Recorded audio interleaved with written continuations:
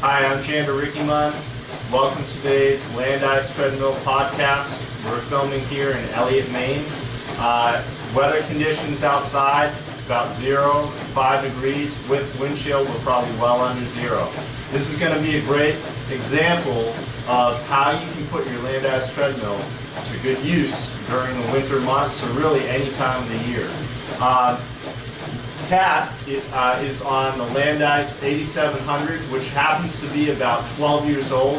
It's a testament to the durability of the Landice machines. This model has thousands of miles on it, and it's still running strong.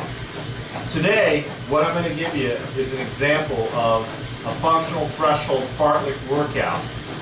As previously stated in some of the training tips that we've put together, it's important that you add some variety to your routine when approaching your treadmill-based training. And today's going to be a good example of that. Right now, Kat is in the midst of a warm-up, and what she's going to be doing over the next 20 minutes is gradually increasing the intensity of her warm-up session. She's going to do so by varying both the speed at which she's operating at and increasing the grade from time to time.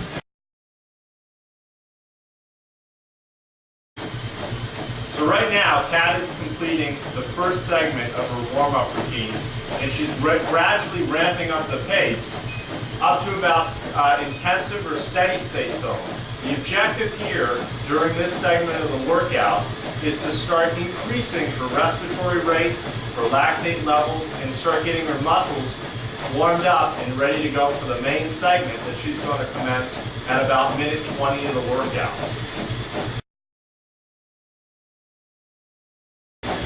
Okay, at this point of the workout, Kat is in the midst of a ramp-up segment, and what we're trying to do here is elevate the speed from steady state zone and start approaching tempo zone.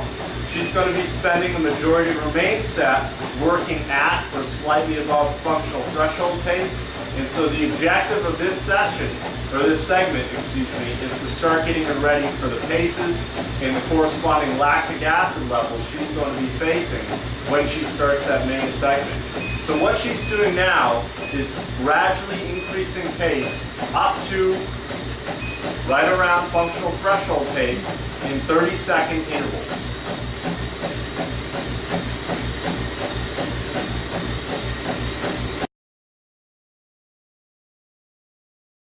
At the conclusion of the ramp-up segment of the warm-up, Kat is going to reduce her pace down to a walk. Okay, and what she's trying to do here is to help clear out the lactic acid that's accumulated in her working muscles towards the tail end of that warm-up.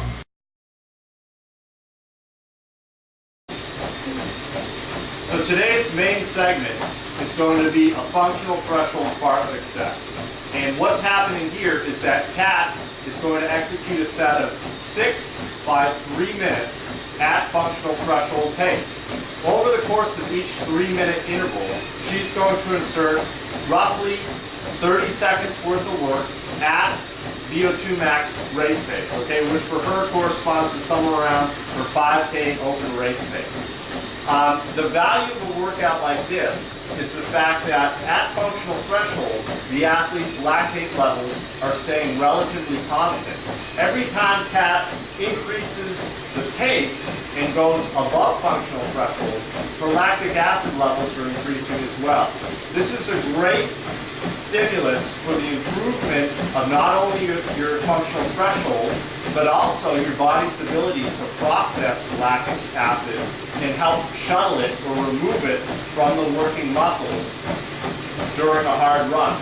This is applicable to real-world conditions in that the reality of running outside when you're racing is that you're never truly running at a constant effort unless you're running on a pancake flat course. So let's say you're preparing for a relatively hilly course. The reality of the situation is every time you come up to a hill, your lactate levels are going to drive up or going to spike. That being said, there's a lot of value including more fartlek-oriented functional threshold training. In addition, it's a great way to provide variety for your workout. So as opposed to getting on the treadmill and just trying to do a set of, let's say, 4 by 5 minutes or 3 by 10 minutes of functional threshold, it gives you something to focus on along the way. This is very much an example of an introductory base phase or foundation phase workout that's also going to go a long way in preparing CAP for the VO2 max type interval work that lies ahead.